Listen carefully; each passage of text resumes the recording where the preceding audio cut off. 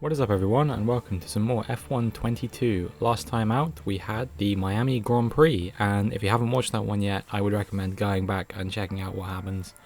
Or mute now to avoid the spoiler. We got a podium. We got our first podium in Formula 1. It was a P2 finish after qualifying P2.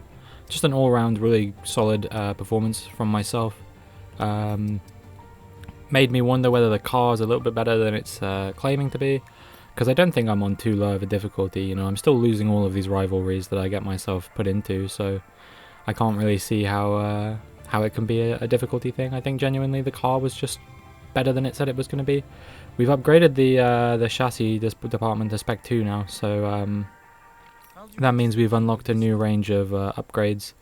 Here we have a big event where it's asking us, would we rather give Enzo more experience or give the chassis department more morale? And in the end I went for the morale option because we're pushing through so many chassis upgrades at the moment. I think it's really important that we keep the chassis department motivated and keep them ready to build many more upgrades, basically. You know, we had sort of showing on the R&D screen that we had the worst chassis on the grid. I'm not sure if that's even true anymore. We did have another, I think it was a tyre wear upgrade come through there. I'm just going to check to see if there's anything more we can do, but there isn't. You see that we're very, very nearly not the worst car on the grid anymore. I think within a few races time we'll probably overtake AlphaTauri if our current rate of development keeps going the way it's been going at the moment, but it's hard to say for certain.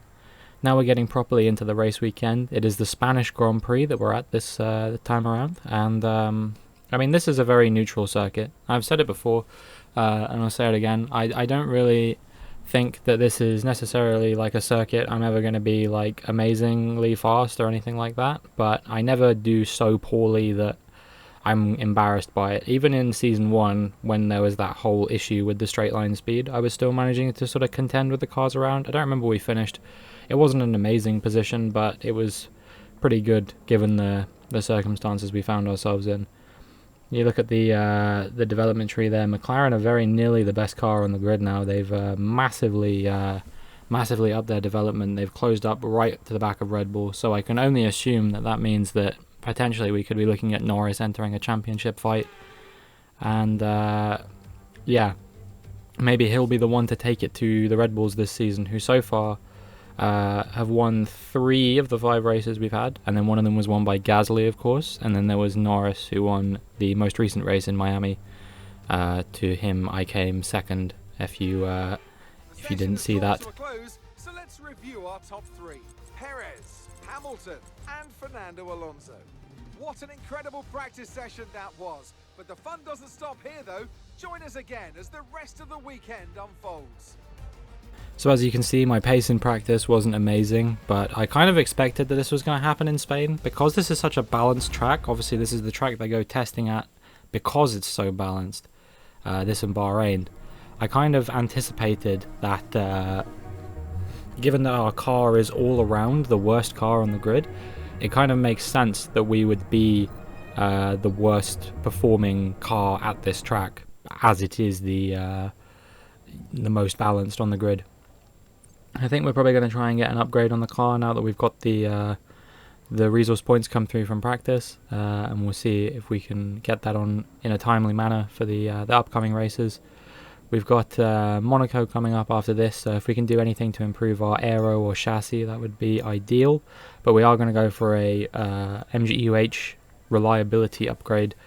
These are super important because I've been finding that I've been suffering more and more mechanical failures, or my car parts are wearing out quite quickly.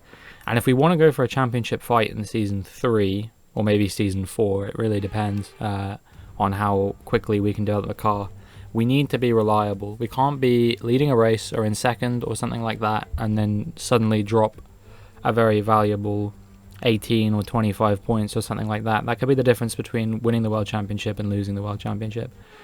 There's me getting ready to go out on my first flying lap, and here I am at the end of my first flying lap. It's pouring it down with rain, and we set a 1:32.5. It's not a great time, but it's not terrible.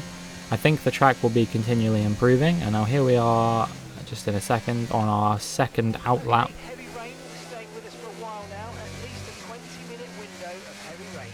And if you can't tell by the fact that I'm showing you the outlap getting ready to go into my second flying lap, I left things just a tiny bit late. Believe me or not, I accidentally slipped my finger when I was fast forwarding and ended up fast forwarding an extra 30 seconds over what I planned to, and it meant I narrowly missed the line by about 2 seconds or 3 seconds, something like that, and that resulted in me being out in Q1, which is the second time that's happened this season where something that was a bit silly happened and resulted in me being out. Enzo Fittipaldi was 9 thousandths off of making it into Q3, or Q2 rather. So that's disappointing for him. That would have been his first Q2 appearance, but it's promising signs that he was so close. And I can only hope that he will get closer as the season progresses. Maybe he'll have a few Q2 appearances, maybe even some Q3 appearances, who knows.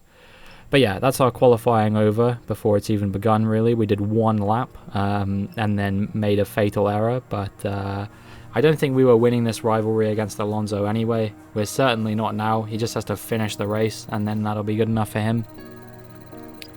And speaking of the race, I guess that's just what we have to turn our attention towards now. Spain's definitely a track you can overtake at, even if it does have a tendency for people to get locked in DRS trains. If we can break through or break out of DRS trains, we'll be in a really, really good position. We just need to, see if we can keep moving forward and not allow ourselves to get sort of stuck in a rhythm behind a bunch of other cars who are also stuck in a rhythm. Other than that, that's pretty much all we can kind of focus on with a race like this starting so far back. We had a similar thing in Australia. The good news is that the race is going to be dry on this occasion, whereas it was wet in Australia, so hopefully we can move forward, and hopefully we won't have a repeat of what happened in Australia. But now let's get into the race. The Spanish Grand Prix has been a permanent fixture on the Formula One calendar for over 30 years now, and for good reason.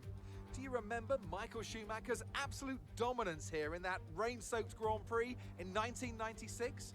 That day he took his first ever victory for Ferrari, and we've had many more iconic moments since. It's a sellout crowd of 140,000 here today as we await lights out for the 730-meter sprint down into Turn 1. This is a 2.9-mile racetrack. Overtaking is challenging through the 16 corners, but there's still a lot of high-speed excitement to be found, including the flat-out Turn 3 and the terrifying blind right of Turn 9. So with the race not far away from starting, here's what today's grid rundown looks like. Charles Leclerc lines up on pole position, and it's Lewis Hamilton alongside. Moving on to the rest of the grid, we have Verstappen, Russell, Lando Norris, and Perez. Sainz, Ricciardo, Ocon, and Kevin Magnussen. Albon, Vettel, Lance Stroll, and Joe. Tsunoda, Fittipaldi, Mick Schumacher, and Pierre Gasly. Fernando Alonso, they'll be starting further back after an earlier grid penalty. Schwartzman, Robinson, and Nicholas Latifi. Now it's almost time for lights out, so let's go down to the track. And a warm welcome to Natalie Pinkham, who's beside me in the commentary box today. Let's talk about Robinson. That was a great podium in the last race. Can they keep that momentum going this weekend? It's always nice to come into a Grand Prix weekend on a high, but your expectations are based much more on your practice and qualifying runs. So it's the momentum from those sessions that they'll be hoping to carry into the race today. After the points finished last race, let's aim to keep that momentum going. So we're going to go on quite an aggressive strategy here. We're going to go soft medium, which is not the recommended strategy, but it is a personalized strategy that the game thinks I can make work. I'm not really sure what Crofty and Pinkham were talking about with regards to me getting another podium in this race. I'm starting in 21st. I think that's pretty much a guaranteed no. Mark was a bit more realistic. He thinks we could get points, and I agree. I definitely think that based on the evidence of some of the races I've seen, like Bahrain for example, there's no reason why we couldn't make a bunch of overtakes and end up in the points. Basically, the ideal scenario here is that we just get a really good start, overtake lots of cars, and then slowly pick our way through the field, kind of like we did in Bahrain. Obviously, we got a little bit lucky towards the end of Bahrain, but we were still on for points. So, yeah, this is just going to be a case of, can we make these positions? The lights come on, and the lights go out. Here we go, it's a pretty good start. We get ahead of Schwartzman instantly off the line, which is to be expected. We're on the superior tyre compound. He is going to start coming back at us, I imagine. Gasly gets a horrendous start by the looks of things, and he's on soft, so there was really no excuse. Brake nice and early, we can fire it around the outside afterwards, and we do just that. We get ahead of Alonso, and it looks like we just about get ahead of Gasly as well. Fittipaldi has had an excellent start as well. That's really good news for him. He's all the way up in P15 after starting, I think, 17th or 18th. So he's made up a couple positions off the start. I think we're going to send one around the outside of Guan Yu Zhou here. And yeah, we just about make that work. We try and dive up the inside of Schumacher, but he's going to close the door on us. At least we don't get any damage and we don't get any warnings, so that's pretty nice. One thing we are nursing in this race, which I don't think I've mentioned yet, I've used the same gearbox, which was getting pretty worn at the end of last Grand Prix. I think if we can make it through this race on this gearbox, we will be able to take one less gearbox penalty at the end of the season. So yeah, it's really just a case of can we make it through the race on this gearbox. I think it's currently on like 66, 67. As long as it doesn't go above 75, it should be fine. I think it'll probably reach about that by the time we get to the end of the race. So yeah, it's going to be a bit touch and go, but I think it should be okay. So our next opponent is going to be Schumacher that we've got to overtake. We're coming up to the big long start-finish straight. This is really going to be a question of, do we have the straight line speed over him? We're burning a lot of battery. We are closing him down. We're closing and closing and closing and closing. And will it be enough to get ahead of him? I'm going to go for a dive bomb up the inside here. Ride the curb like crazy. Squeeze him out a tiny bit there. But we do make the move work. Fittipaldi has gotten away from us a little bit. But that's okay. I'm sure we can close up to the back of him in due time. And we're up into P16. And now here we are at the end of lap 3. A couple laps later. We've closed up sufficiently to the back of Fittipaldi. We've now got the DRS, he's got the DRS as well, but we've got the battery. We will be able to make a move on him, a la what we did to Schumacher on the previous lap. We're going to go for another dive bomb. We ride the curb like crazy again, and we just about make it work. I am scaring myself here. We're going to get some major floor damage if we keep up this behavior, because those curbs are brutal. And our next rival ahead of us is Yuki Tsunoda in that AlphaTauri. AlphaTauri turning out to be one of our main competitors this season. Despite the fact that we're the two worst cars on the grid, we are currently competing for about P5, P6 in the championship, which is pretty nice to see. And yeah, I hope that we can win out, be victorious in that battle. P7, I go for another dive bomb on Tsunoda. This time I ride the curb a lot, but I'm not quite close enough. However, I seem to have the superior grip to these guys. I don't know if I'm managing my tyres better or whether these tyre wear upgrades are really helping us out. But I just looked absolutely dominant when it came to the grip around the outside there. It wasn't even close. And that moves us up into P14. And we're only, what, 4 positions away from points now already? Now we're riding on board lap 8 with Daniel Ricciardo. And it looks like he's got some kind of issue. So I think he's going to be out of the race, retiring. It doesn't look like there's engine. I haven't seen any smoke. So maybe this is gearbox related. I know that he might not be the only person in this race to suffer a gearbox failure if we look at the level of wear that I'm suffering with. Now a couple laps later, we're riding on board with Fernando Alonso, my rival, and you can see that at his home Grand Prix, any second now, he's about to pull over to the side of the road. There was a puff of smoke there, so that was a Renault engine failure in the back of that Alpine car. And that has let him down massively at his home race. You can see my teammate Fittipaldi goes steaming by along with a bunch of other cars. And that must be devastating for Alonso at his home race. And now here we are on lap 12. A bunch of the cars ahead have already pitted. I think they pitted lap 10. And I decided to do, like I said, a bit more of an aggressive strategy. We went soft medium. They're all going soft hard, I think. So we stayed out a couple laps later. And we're going to see whether we're going to be able to get the overcut on some of the cars around us or not. The cars we were fighting with were Stroll, Albon and Vettel. That was the sort of train that we were catching up to beforehand. It's a pretty good stop, 2.4 seconds. So now we've got to see where we are in relation. You can see the Vettel probably is about coming around that final corner just about now, and we do come out ahead of them, but only by a second or so. They're going to be on warm tyres, we're going to be on freezing cold tyres. It's going to be a real battle to keep them behind, but we did manage to jump this train, and now we're in P12, and I believe this is net P10 once Joe and Schwartzman pit.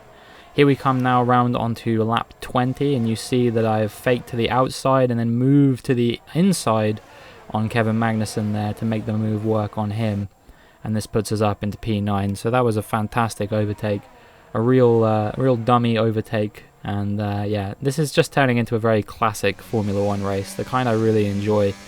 Now we move on to lap 24, and you see we've closed up to the back of Esteban Ocon. If we can get this position, we're looking at 4 points in this race. I don't think we'll be able to catch Hamilton in front.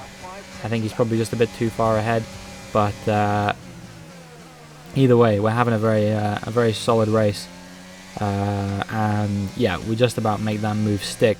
But at this point, our gearbox is getting very worn, as you are about to find out. I think we're probably on the verge of a warning, basically saying don't do any unnecessary upshifting because your gearbox is getting slowly screwed. It's probably, I think it's like 73-74% at this point. It's getting very worn. And now here we go around onto lap 26.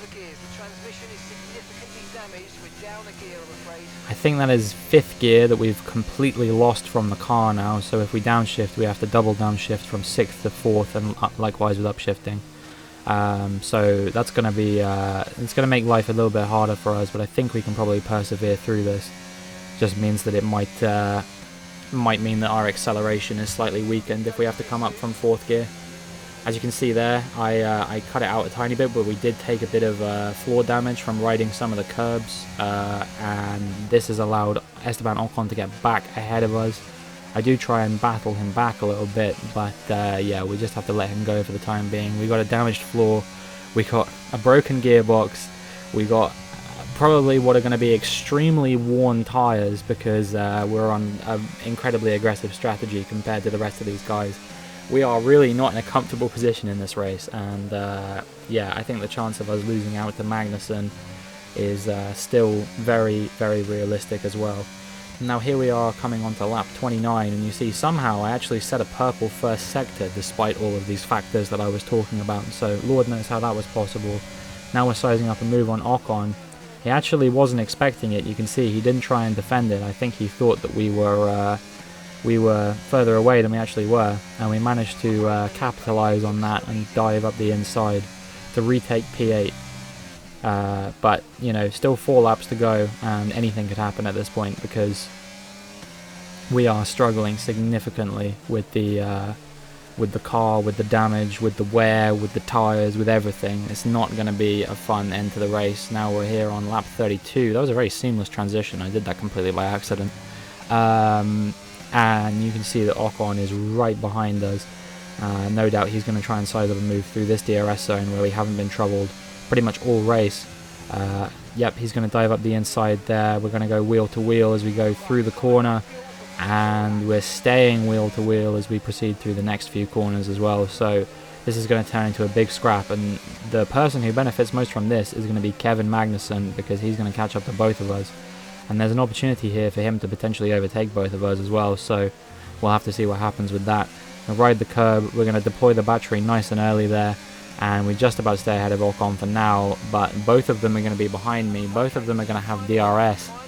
Look at that. There's literally 2.5 tenths between P8 and P10 right now. Ocon's going to try and go up the inside. I'm going to try and hang it around the outside of him, despite the fact that I'm on 21 lap old mediums, which you can see there's actually the orange tyre icon there indicating they're over 60% worn, and he's on hard compound tyres, which no doubt are probably in better nick at this stage of the race. Somehow I am clinging on around the outside of him. Even there, I don't know how this is possible that I'm squeezing this much grip out of these tyres. We force him out wide a little bit there. I don't know if that's going to invite Magnussen into the fold a little bit. You can see that Magnussen actually looks for a dive bomb up the inside of me now as well. This is a really scary end to this race. This is anywhere between P8 and P10, I'm sure of it. And there's still a chance. The gearbox is over 75% worn at this point, so there's still a chance the gearbox could explode before the end of the race. I really hope that doesn't happen, but it's not out of the question. We just need to hold on for a few more corners now. Not conventional overtaking spots, so we're probably going to be okay, but it's very nervy. Sergio Perez wins the Grand Prix, his second win of the season after Jeddah. He's emerging as a championship contender alongside Verstappen and Norris, and we just need to run to the line now with the battery. We're going to be okay. Magnussen closing us down, but it's not going to be quickly enough, and we just hold on to take P8 from P21. That was a great race. Absolutely fantastic, and I think we're going to be rewarded for it with the fan vote of driver of the day as well. So that was a wonderful race. That felt like a true classic Formula 1 race. Spanish Grand Prix is over, and what a special race it was.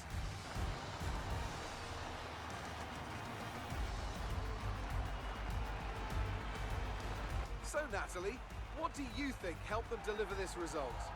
Well, I honestly feel it was down to the driver and car today. I mean, we could talk driver skill all day, but if you don't have a solid team to back that, you're never going to get anywhere. When you hit that sweet spot of having both an excellent driver and an incredible car, that's when you see results like those that we've witnessed today.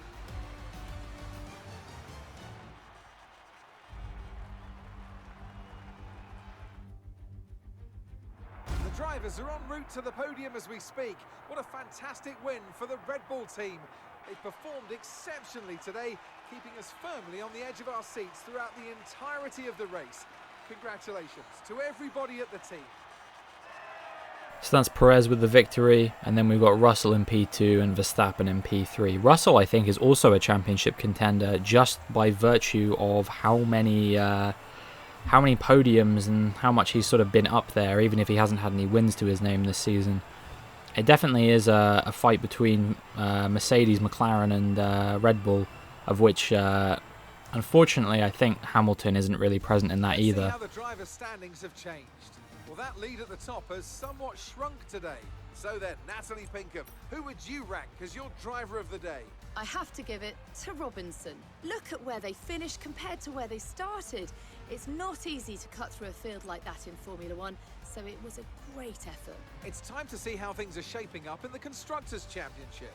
And pulling further ahead in the standings, it's Red Bull. There was also a strong showing from the Mercedes team today, as they make their way up the standings. So Mercedes have jumped us, and they've jumped AlphaTauri as well. I was wrong about Russell emerging as a championship contender, but Norris is third in the championship at the moment. It's actually Leclerc in fourth still, somehow, despite the fact I thought Ferrari were having a poor season.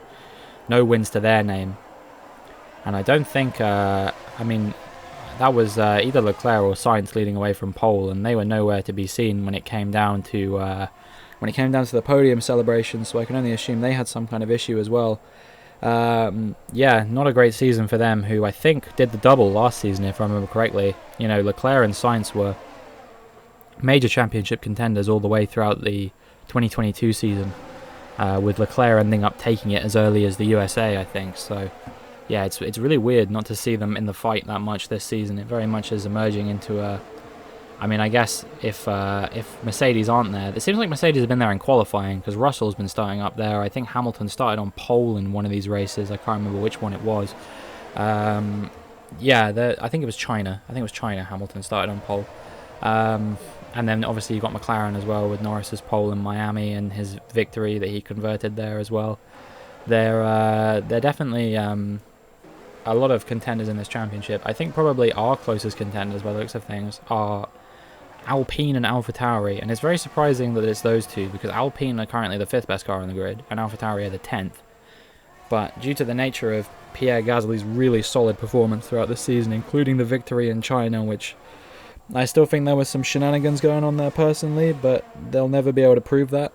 That has enabled AlphaTauri to be involved in a fight for P5. I definitely think we're going to finish behind the top 4, but I think 5th is probably the best result that we could be looking at in this championship. As for me personally, I think maybe top 10 could be on the cards, but we'll have to wait and see what happens with that. It might not be possible. You can see this move that I made on Esteban Ocon again. I don't know, that wasn't the dummy move. The dummy move was the one on Kevin Magnussen. But it was still a pretty good move, you know. Around the outside of turn 1 is not an easy overtake to make. And that was pretty much the story of that race.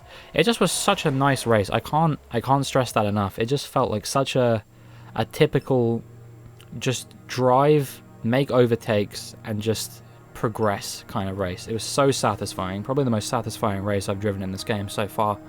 Really, really enjoyed it, and I hope I can have more throughout the season as well, now that our car is a bit more competitive. We gain a bit of a claim off the back of that, as does Fittipaldi. He's now a claim level 8, so we need to watch out to make sure we have enough to afford his contract renewal at the halfway point of the season. I'm not even sure what race that's going to be. Maybe Hungary, maybe Austria, somewhere like that, because there's no French Grand Prix this time around. That's been replaced with Portugal, but that doesn't come until a bit later in the season, so we'll have to wait and see on that. And that's going to be it for this video. I hope you enjoyed. If you did, make sure you like and subscribe, and hopefully I will see you in the next one.